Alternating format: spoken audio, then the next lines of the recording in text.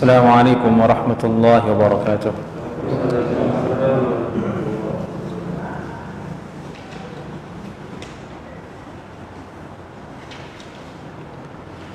Innal hamdalillah nahmaduhu wa nasta'inuhu wa nastaghfiruh wa na'udzu billahi min shururi anfusina wa min sayyiati a'malina.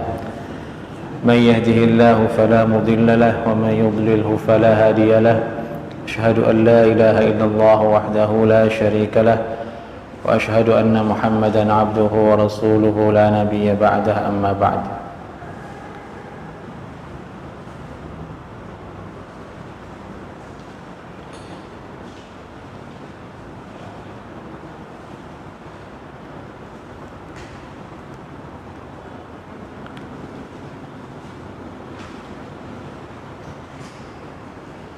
Kajian kita malam ini adalah hadis nomor 594. Bab ma dzukira fi tatyibil masajid.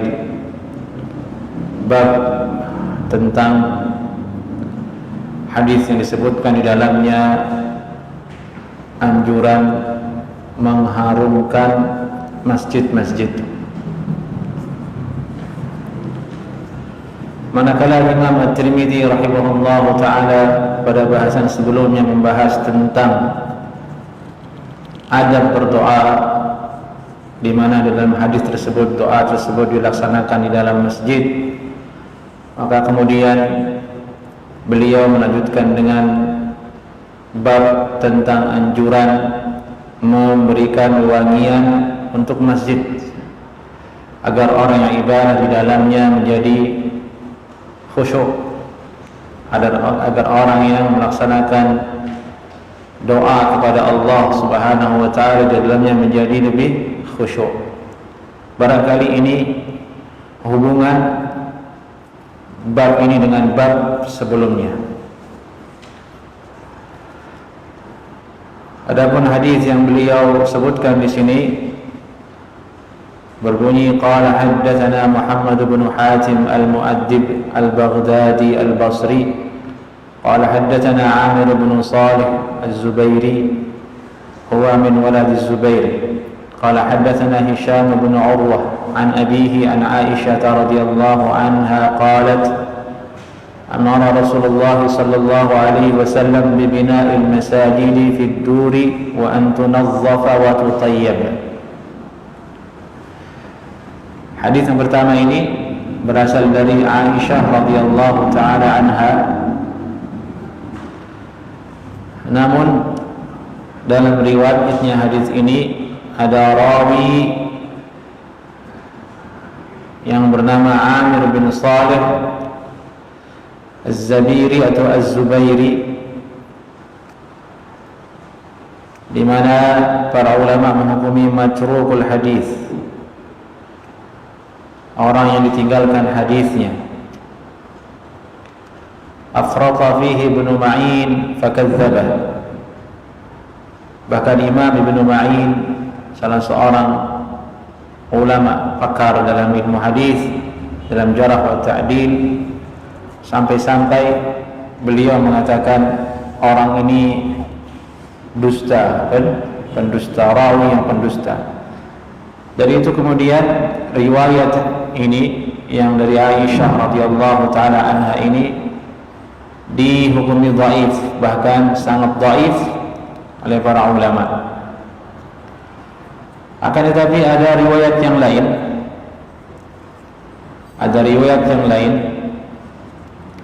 yang disebutkan oleh Imam At-Tirmidzi pada nomor 595.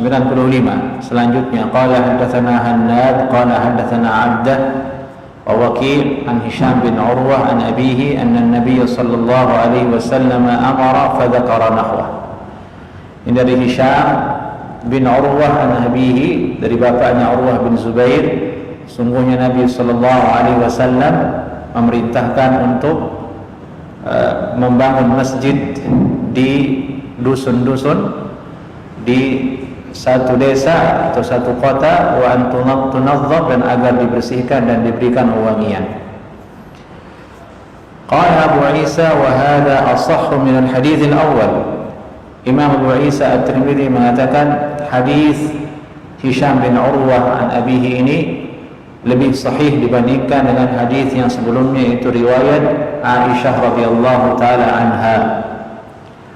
Artinya meskipun hadis Aisyah tersebut dhaif karena ada sanadnya, karena ada sanad di situ yang lemah, ada Amir bin Shalih Az-Zubairi, tapi ada jalur yang lain yaitu Hisham bin Urwah an abihi. Inilah yang dipegang oleh ulama dalam bab ini, dalam pembahasan ini.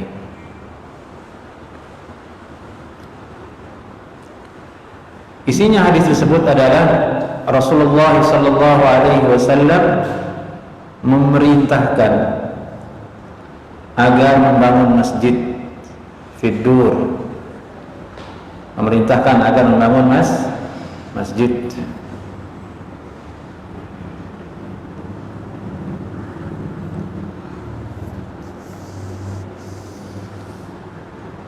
Bahkan Nabi sallallahu alaihi wasallam menyertakan keutamaan membangun masjid dalam banyak hadis sebagai bentuk dorongan kepada kaum muslimin agar mereka membangun masjid. Di antaranya, man bana lillahi masjidan banallahu lahu mithlahu fil jannah. Ini hadisnya dalam Sunan Tirmidzi juga ada. Barang siapa yang bangun masjid karena Allah Subhanahu wa taala, maka Allah Subhanahu wa taala akan membangunkan untuk dia rumah kelak di surga seperti masjid yang dia bangun. Ini keutamaan orang bangun masjid yang karena Allah. Ingat-ingat, Nabi bersabda, "Man bana lillah", barang siapa yang membangun masjid karena Allah. Ini kalimat karena Allah ini yang paling penting, karena ada orang yang membangun masjid di akhir zaman itu yatabaha bihin nas atau yubahi bihin nas, untuk saling menandingi satu dengan yang lain. Masjid blok A punya menara, masa kita enggak punya menara? Misal, ayo buka donasi bangun menara yang dibangun. Datang lagi blok C, wah itu blok B udah bangun menara itu, 2 lagi menaranya, ayo kita bangun juga 3. Ini C 3 menaranya, yang D lagi masa kalah sama yang itu. Kita 4 sekalian bangun 4 menaranya. Khawatir hal seperti ini keluar dari maksud syara', tujuan utama dari syariat, itu membangun masjid untuk syiar Allah Subhanahu wa ta'ala, untuk hanya karena Allah Subhanahu wa ta'ala, itu yang mendapatkan pahala.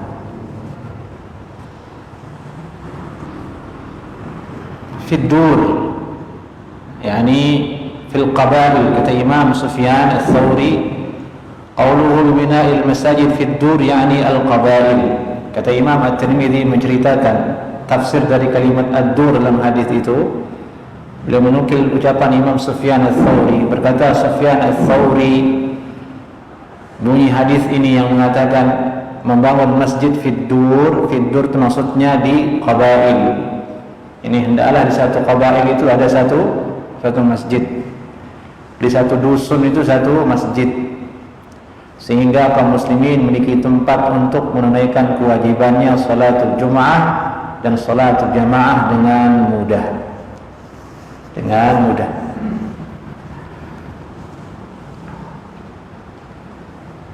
Wa antunazzaf wa tutayyib, dan Nabi sallallahu alaihi wasallam merintahkan agar masjid ini dibersihkan. Diriwayatkan oleh Imam Ibn Abi Syaibah dalam kitabnya Al-Musannaf bahwasanya kana Rasulullah sallallahu alaihi wasallam yattabi' ghubara al-masjid bijaridah. Nabi sallallahu alaihi wasallam mencari-cari ini debu-debu di masjid dengan pelepah kurma.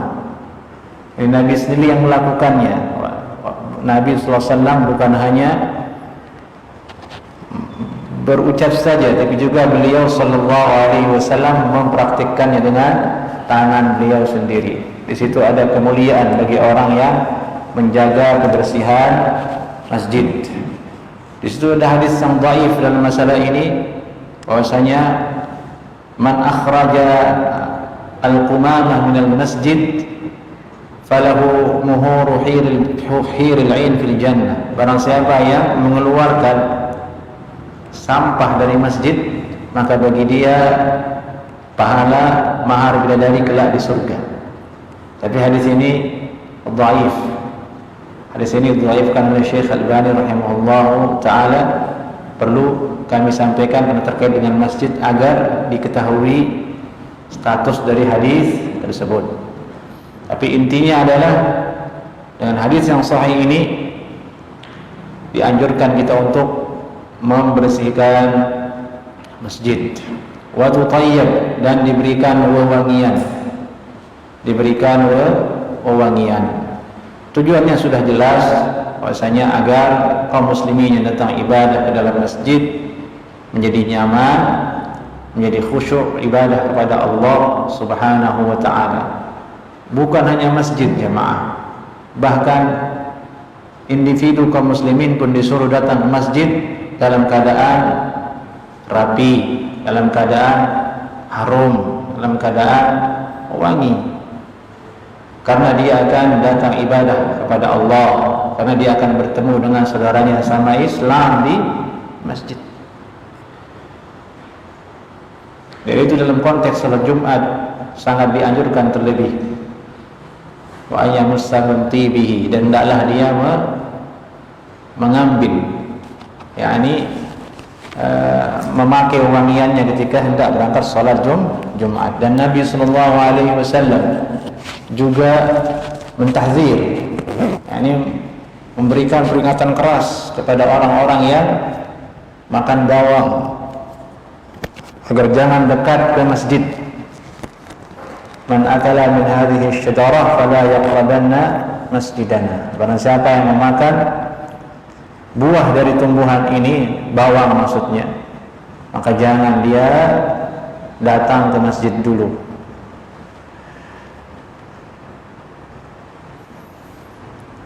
Maka barangkali bisa dikiaskan hal itu dengan bawang. Semua perkara yang memiliki bau tidak sedap pada diri seseorang, jangan datang dulu ke masjid sebelum Anda ada jaminan bersih dari bau tersebut.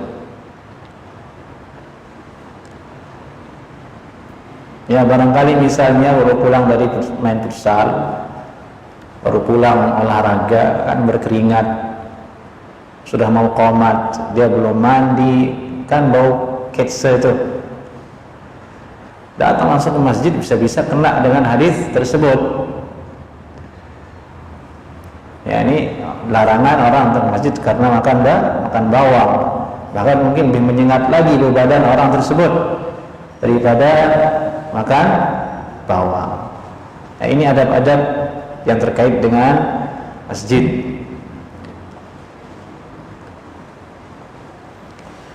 Dan ini juga menjadi pelajaran bahwasanya masjid ini harus betul-betul bersih dari segala image yang buruk.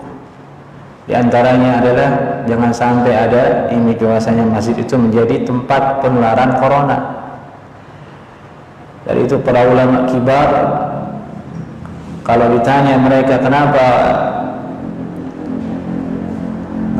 kalau di luar orang ramai berdesak-desakan, masa masjid enggak gitu.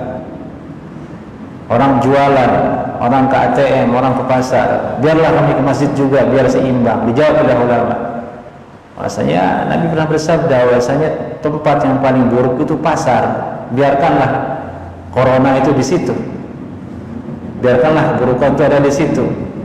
Masjid jangan sampai ada image seperti itu, karena dia adalah tempat yang paling suci, tempat yang paling bersih secara zahir maupun maknawi, karena dia tempat yang paling disukai oleh Allah Subhanahu wa taala.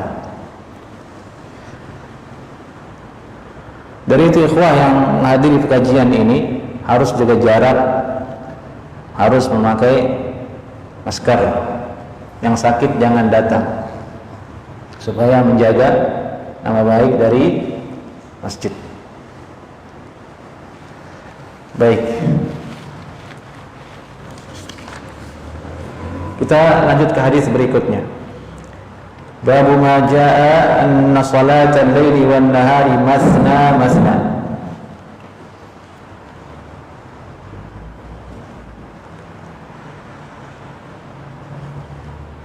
Ini bab yang datang menjelaskan tentang bahwasanya salat malam dan salat di siang hari itu masna masna, formasinya 2 rakaat 2 rakaat.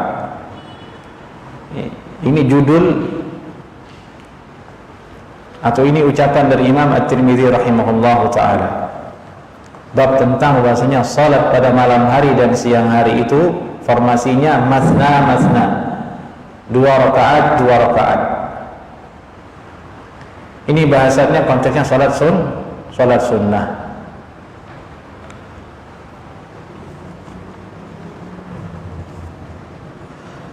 Dalam masalah ini beliau berkata, qala haddatsana Muhammad bin Bashar qala haddatsana Abdurrahman bin Mahdi qala haddatsana Syu'bah an Ya'la bin Atha عن علي الأزدي عن ابن عمر عن النبي صلى الله عليه وسلم قال صلاة الليل والنهار مثنى مثنى. Ini hadis datang dari Ali Al-Azdi an ibn Umar dari Nabi sallallahu alaihi wasallam. Beliau berkata sallallahu alaihi wasallam, salatul laili wan nahar, salat sunnah pada malam hari dan pada siang hari, masna masna. Baik, sebelum kita masuk ke bahasan fikihnya hadis ini, kita ingin tahu dulu riwayat hadis ini. Hadis ini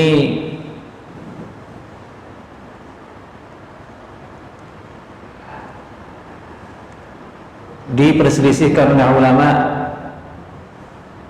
kesahihannya, terutama kalimat an-nahar, salatul laili wan nahar. Kalimat nahar ini yang menjadi perdebatan di sisi ulama, apakah dia redaksi atau lafaz yang sahih ataukah bukan. Adapun hadis yang berbunyi salatul lail masna masna tanpa kalimat an-nahar itu disepakati sahih oleh para ulama. Yang menjadi masalah sekarang hadis Ali Al-Azdi ini, yang hadis dia menyebutkan ada kalimat an-nahar.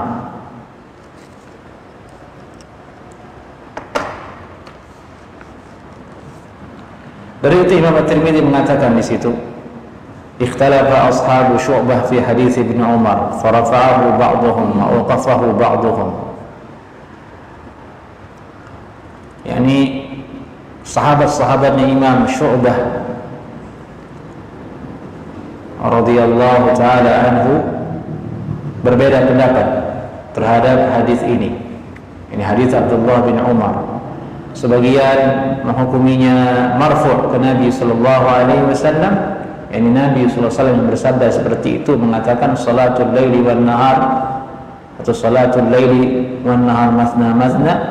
Yang sebagian yang mengatakan ini mauquf. Ini mauquf dari Abdullah bin Umar. Dan yang sahih kata para ulama, sebagaimana Al-Hafiz Ibn Hajar rahimahullahu ta'ala mengatakan dalam Fathul Bari, inna akthara la'immati a'allu hadhihi ziyadah wa hiya qawluhu an-nahar.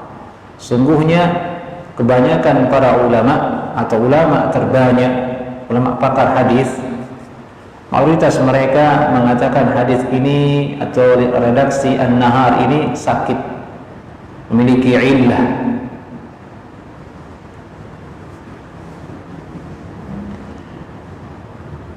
Dan ini sesuai dengan pendapat Imam At-Tirmidzi sendiri.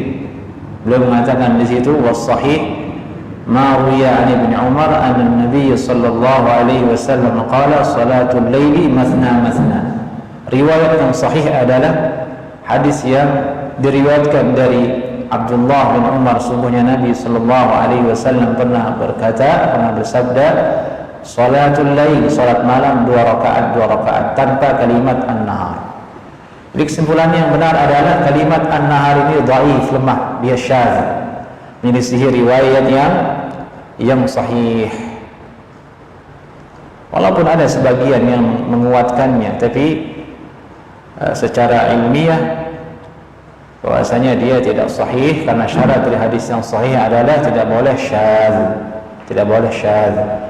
Syadznya di mana? Syadznya Ali Al-Azdi ini menyelisihi rawi-rawi yang lain, sementara keadaannya dia tidak thiqah, dia saduq, bahkan kadang suka salah meriwayatkan. Sementara ulama-ulama hadis yang lainnya yang lebih thiqah dari beliau rata-rata meriwayatkan tanpa kalimat an-nahar.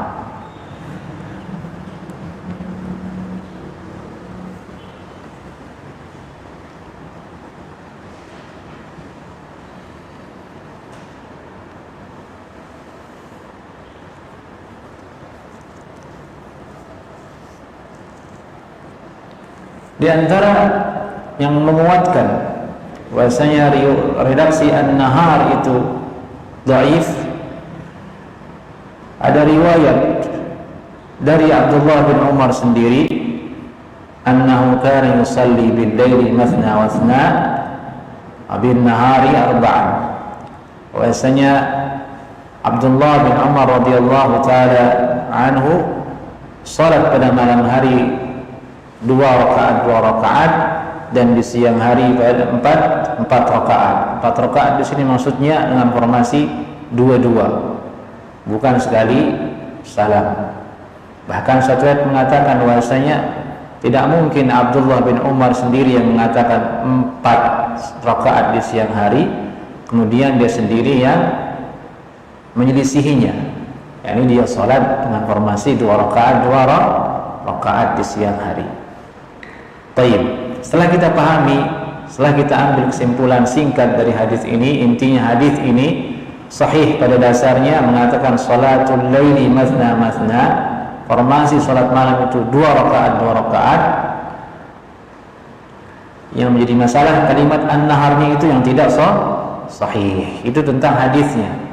Fikihnya kemudian, sebelum kita masuk ke masalah fikihnya, perlu kita ingat bersama. Terjadi perbedaan pendapat di sisi ulama dalam masalah ini. Namun perbedaan pendapat mereka hanya berkisar antara ini lebih afdal dan ini tidak afdal. Bukan masalah ini harus 4 rakaat, ini harus 2 rakaat kalau malam, sehingga tidak boleh 4 rakaat satu salam. Tidak demikian. Ini pembahasannya, perbedaan pendapatnya berkisar antara ini lebih afdal dan ini kurang afdal saja. Ini muqaddimah yang penting diketahui. Dari itu kemudian Imam Tirmidzi mengatakan, "Qad ikhtalafa ahlul ilmi fi dzalik, fara'a ba'dhum anna salatal laili wan nahar mathna mathna." Ulama berbeda pendapat dalam masalah ini. Sebagian ahli ilmu memandang bahwasanya salat malam itu dan siang juga mathna 2 rakaat. Wa huwa qaulu Syafi'i wa Ahmad. Itu pendapat Imam Syafi'i dan Imam Ahmad bin Hanbal. Anda mau salat sunnah malam hari, mau siang hari, formasinya 2-2. Dan ini yang paling sering kita amalkan. Antum salat duha berapa rakaat? Misalnya 4 rakaat. Bagaimana caranya? 2 rakaat salam. Antum salat qabliyah zuhur 4 rakaat misalnya, bagaimana caranya antum salat 2 rakaat salam? Ini yang paling mudah diamalkan dibandingkan dengan 4 rakaat satu salam. Khawatir lupa. Yang 2 rakaat saja kadang dia lupa, ini rakaat 1 atau kedua, apalagi yang 4 rakaat satu salam.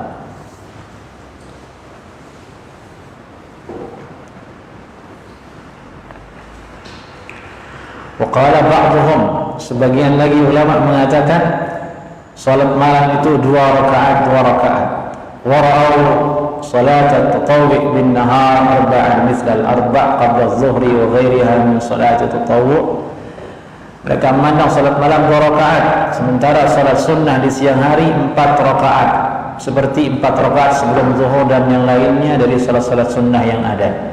Ini pendapat Imam Sufyan Ats-Tsauri, Abdullah bin Mubarak dan Ishaq bin Rahawayh. Mereka memandang disunnahkan 4 rakaat.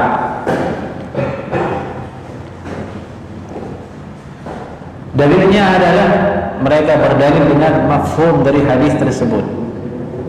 Ini kesimpulan pemahaman dari hadis salat malam 2 rakaat.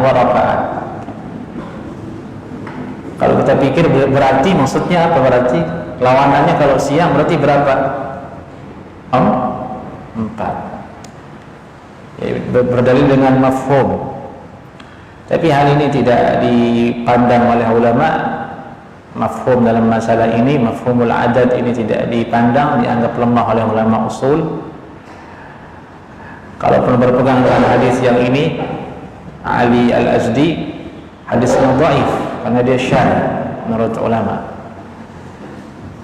Oleh karena itu yang akrab adalah salat 2 rakaat malam maupun siang. Namun jika ada yang ingin salat 4 rakaat dengan formasi 4 rakaat seperti misalnya salat zuhur qabliyah 4 rakaat, tidak ada masalah. Ini masalah tentang lebih afdal atau tidaknya formasi seperti itu.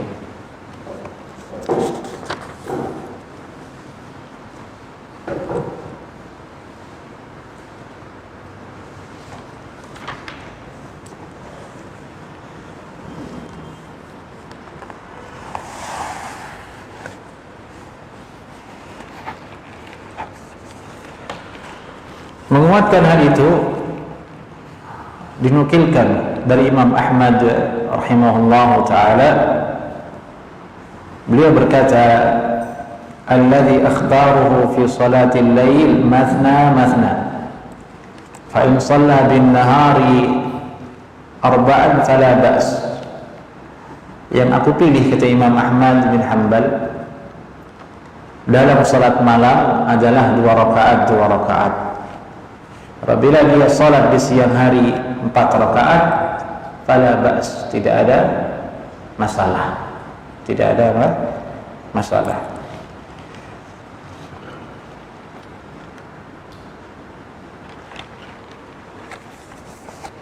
Baru kita lanjut ke hadis berikutnya. Bab kaifa kana tatawwu'un Nabi sallallahu alaihi wasallam bin nahar. Bab membahas tentang bagaimana salat sunnah Nabi sallallahu alaihi wasallam di siang hari. Ini sangat kuat kaitannya dengan pembahasan sebelumnya. Sebelumnya membahas tentang formasi salat sunnah di malam hari secara khusus. Sekarang di sini disebutkan bagaimana cara Nabi sallallahu alaihi wasallam salat sunnah di siang hari. Qala haddatsana Mahmud bin Ghailan qala haddatsana Wahab bin Jarir qala haddatsana Syu'bah an Abi Ishaq an Asim bin Damrah. Di situ ada Imam Syu'bah, Amirul Mukminin fil hadis, ulama kibar dalam ilmu jarh wa ta'dil. Diceritakan oleh Imam Az-Zahabi dalam kitabnya Al-Mizan, bahwasanya Imam Syu'bah punya putra, beliau namakan Sa'id. Sa'id itu artinya orang yang sukses. Aku namakan dia Sa'id supaya dia jadi orang yang sukses sesuai dengan namanya, kata Imam Syu'bah. Walam yuflih, tapi ternyata dia tidak sukses. Itu kata Imam Syu'bah menceritakan anaknya sendiri, putranya sendiri. Sukses di sini maksudnya tidak sukses jadi ulama, Imam Syu'bah rahimahullah ta'ala telah menunjukkan kepada anaknya supaya menuntut ilmu hadis sebagaimana ayahnya menuntut ilmu hadis. Kalau disuruh utlubul hadis, tuntutlah ilmu hadis, dia bilang saya mau main burung dulu pak. Ternyata dia hobi main burung merpati. Yal'ab bil hammam, main burung merpati. Jadi kebiasaan main burung merpati ini bukan kebiasaan zaman sekarang bapak-bapak, dari dulu. Bahkan disebutkan itu adalah kebiasaan umat Nabi Lut alaihissalam. Termasuk perkara yang makruh dalam Islam memainkan burung tersebut. Kalau dengan taruhan menjadi haram. Karena biasanya orang kalau main burung merpati dia akan lalai. Dia akan lupa salatnya, bahkan ada sebagian kasus dia lupa menutup auratnya gara-gara burung merpati. Kalau di daerah saya burung merpati itu dimainkan dengan cara diterbangkan dari rumah setiap pagi waktu duha. Ini orang salat duha dia terbangkan burung. Dilepas semuanya, diterbangkan. Semua yang punya burung sepakat di jam itu melepas burungnya, terbang itu semua. Dan itu dipantau oleh yang punya burung. Sambil memperbaiki sarungnya begini. Lupa sarungnya ketinggian. Orang kampung tidak pakai celana dalam. Nampak kemaluannya hanya gara-gara melihat burung merpati. Itu nanti kalau sudah terbang, burungnya balik ke rumah. Kadang ada 1-2 ekor burung yang ikut terbawa oleh rombongan burungnya. Itu dia ambil. Menurut dia ini halal, lapar saya. Di sini berbeda saya lihat. Kalau di sini entah bagaimana cara mainnya orang, wallahu alam. Intinya ini adalah permainan yang harus dijauhi. Jadi anaknya Imam Syu'bah seperti itu, main burung merpati. Disuruh ngaji hadis, cari ilmu hadis, saya mau main burung dulu pak. Walam yuflih, dia tidak sukses. Kemudian populer di sisi ulama bahwasanya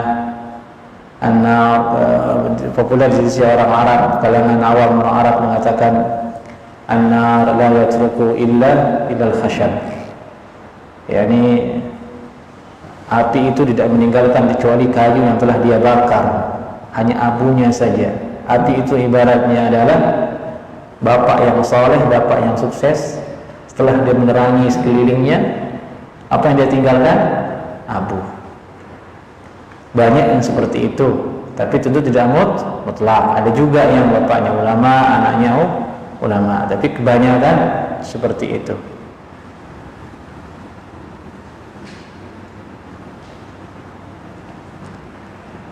Hal ini mirip dengan orang alim. Orang-orang yang berada di sekitarnya biasanya sedikit mengambil ilmu kepada orang alim tersebut.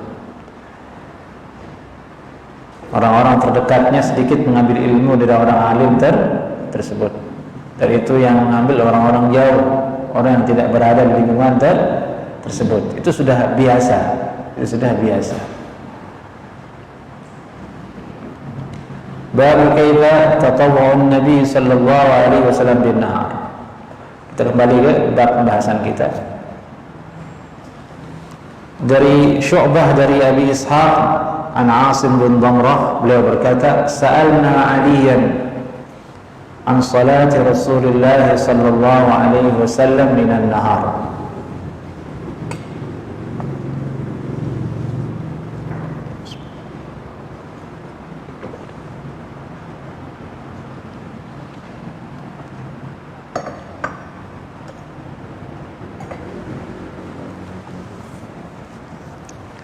Kami pernah bertanya kepada sahabat Nabi Ali bin Abi Thalib radhiyallahu taala anhu tentang salatnya Rasulullah sallallahu alaihi wasallam di waktu siang. Faqala, kemudian Ali berkata radhiyallahu anhu, innakum la tutiquna dzalik, kalian tidak akan bisa mengikuti hal itu. Jadi belum diceritakan, sudah diberi muqaddimah oleh Ali bin Abi Thalib. Kamu tidak bisa ikuti, agar waspada dengan bagaimana salatnya Nabi sallallahu alaihi wasallam. Faqulna man ataqa dzalika minna. Fi riwayah mengatakan illam nutiqhu sami'na. Ini riwayat An-Nasa'i. Dalam satu riwayat mengatakan, riwayat Ibnu Majah dan Imam Ahmad, faqulna akhbirna bihi na'khudh minhu mastata'na. Ya, intinya yang penting, kata para sahabat kepada Ali bin Abi Thalib, beritahukan saja kepada kami seperti apa salatnya. Nanti kami akan amalkan apa yang kami mampu. Atau barangkali ada di antara kami ada yang mampu mengamalkannya.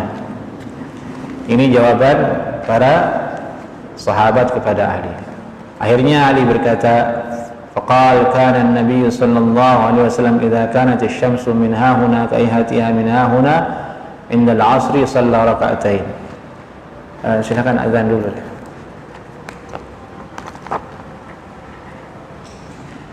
طيب بسم الله الرحمن الرحيم. فقال كان النبي صلى الله عليه وسلم إذا كانت الشمس من ها هنا. Nabi sallallahu alaihi wasallam apabila ketika matahari itu berada di sini, ha huna maksudnya di sini, ay min qibalil masyriq, berada di sisi masyriq, sisi timur, masih di timur, sebagaimana ini disebutkan dalam riwayat Ibnu Majah. Kahayhatiha min ha huna indal 'asr, keadaannya itu seperti keadaan dia ketika waktu sholat asar. Ini perbandingannya, matahari itu kalau di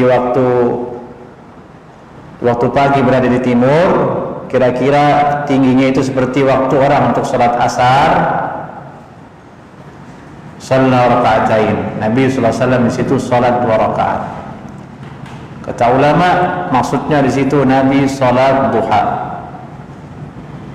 Nabi salat duha, shalla raka'atain. Ini salat pertama yang dilakukan Nabi sallallahu alaihi wasallam di siang hari.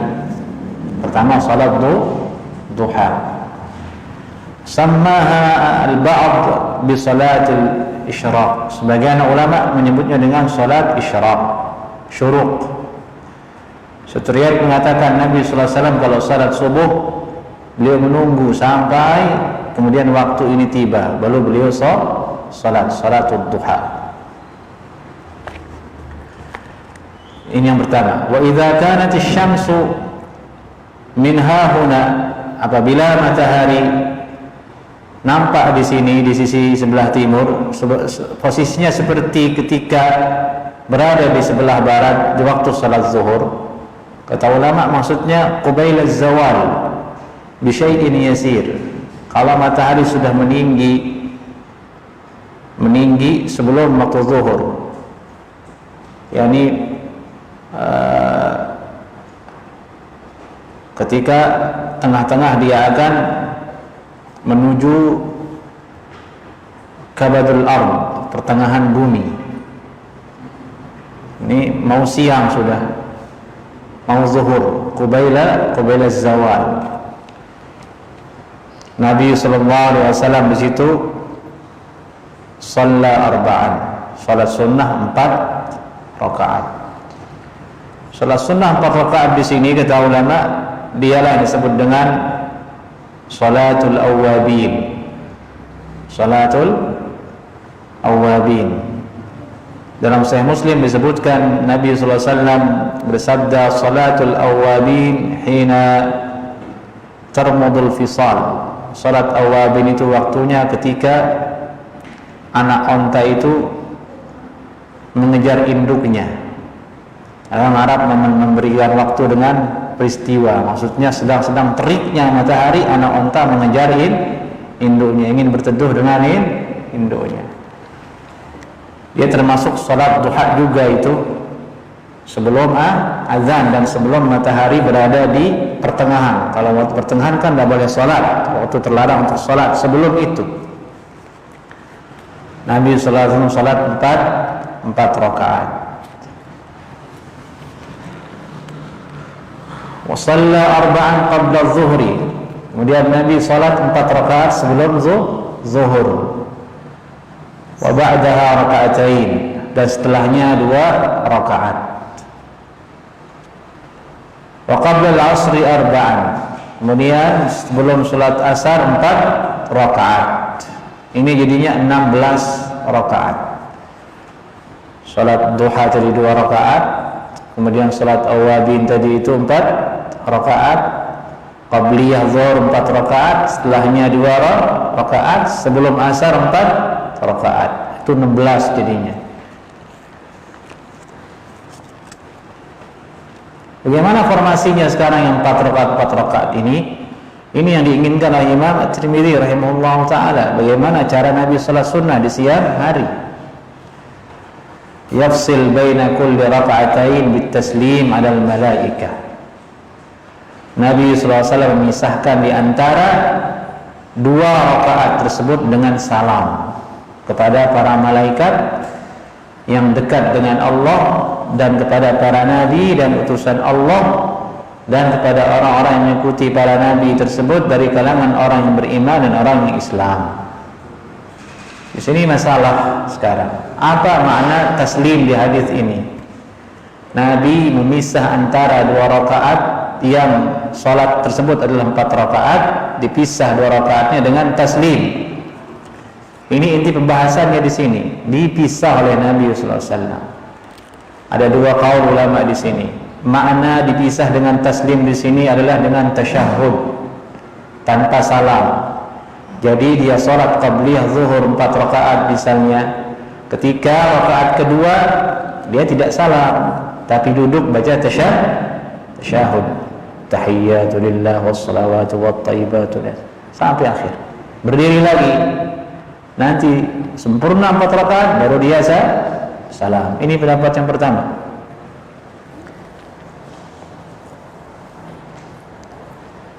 Dan ini pendapat dari banyak para ulama, di antaranya Imam Al-Baghawi. Beliau mengatakan al-murad bit taslim at-tashahhud duna salam. Yang dimaksud dipisah dengan taslim dalam hadis ini adalah membaca tasyahud, bukan salam keluar dari salat. Dan pendapat inilah yang dikuatkan oleh Imam Ali Adam Al-Ethiopi dalam kitabnya Zakhiratul Uqba dalam syarah Sunan An-Nasa'i, dengan dalil-dalil yang beliau rincikan di situ. Pendapat yang kedua, ini yang paling sering diamalkan, maksudnya adalah beneran salam. Yafsil baina kulli raka'atain bit taslim, itu dengan assalamu alaikum, assalamu alaikum.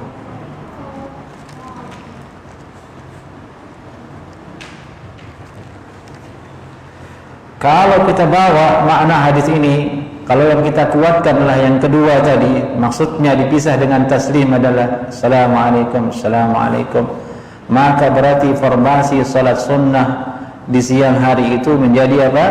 2 rakaat. Misalnya mau salat qabliyah zuhur 4 rakaat, ya formasinya 2 rakaat. Dalilnya hadis Ali bin Abi Thalib radhiyallahu taala anhu ini. Kalau kita maknakan dia dipisah oleh Nabi sallallahu alaihi wasallam dengan taslim, yakni tasyahud saja tanpa salam, berarti dia langsung 4 rakaat. Yang ini dengan makna yang ini berarti kita akan menguatkan makna hadis yang sebelumnya tadi, yang kalimat an-naharnya itu dhaif.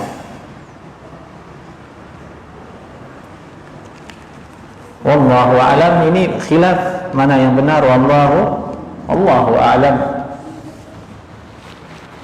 Mazhab Syafi'i sendiri seperti Ibnu Hajar Al-Makki mengatakan yang benarlah di sini salam, yaitu keluar dari salat sebagaimana zahir dari hadis tersebut. Namun jika pun ada yang mengamalkan misalnya 4 rakaat langsung, tapi tasyahud difasal dengan tasyahud di siang hari itu, la ba'sa bihi, tidak ada masalah.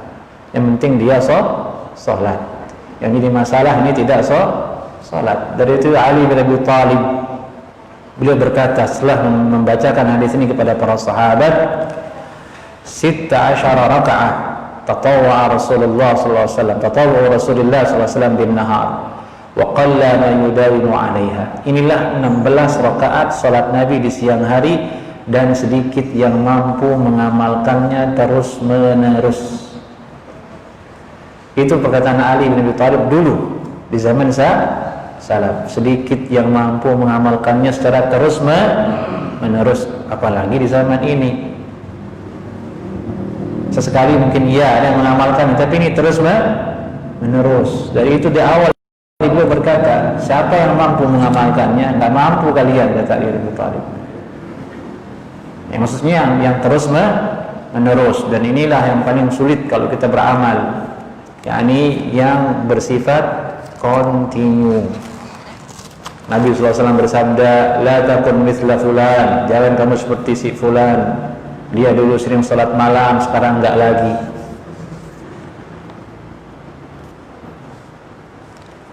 Jadi itu kemarin kami katakan kepada ikhwah di pengajian ini, kapan mulai buka pengajian? Nanti dulu, karena kalau sudah dibuka susah liburnya nanti, karena kita ingin terus, sekali buka terus.